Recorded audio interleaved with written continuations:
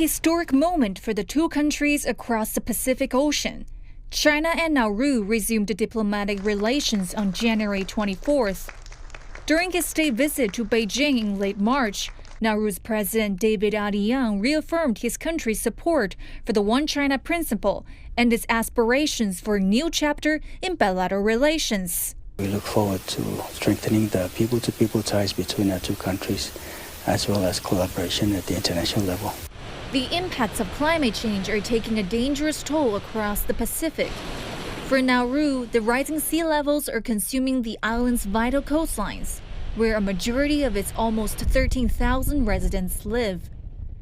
It's just a matter of minutes and stuff. It can just be taken away by the ocean. Nauru's government has announced a plan to build houses on higher ground in the country's heavily mined interior.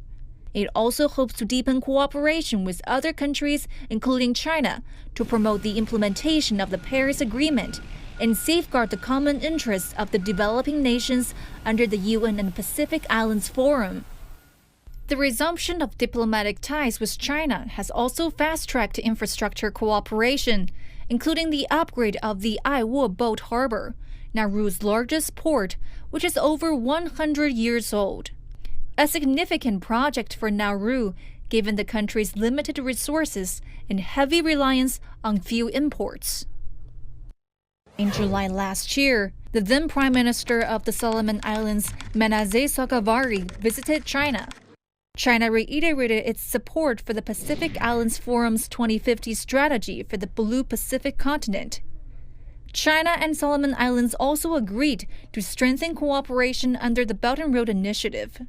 China is the Solomon Islands' largest infrastructure cooperation partner, assisting in the building of local facilities, including the Pacific Games main stadium in the capital Honiara and the dormitories of the Solomon Islands National University. So when China comes in to assist in our development through the Belt and Road framework, our people actually see those benefits. And this impressed them. We didn't make that progress like now we have with China in addressing our infrastructure development needs. In October 2023, Papua New Guinea's Prime Minister James Marape visited China to attend the Third Belt and Road Forum and met with President Xi Jinping and Premier Li Qiang. Papua New Guinea was the first country in the South Pacific to sign a memorandum of understanding on the construction of the Belt and Road Initiative. Since then, several infrastructure projects, including the 6-lane Independence Boulevard Highway and the upgraded International Convention Center, have transformed the country's landscape.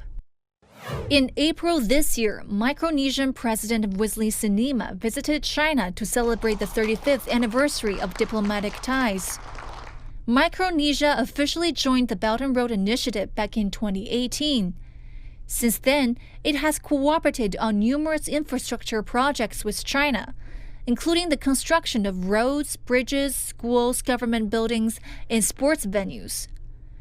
Some notable cooperation achievements include the construction of a secondary road on Micronesia's Ponape Island and the reconstruction of the Karma Bridge, which boosted Micronesia's domestic connectivity.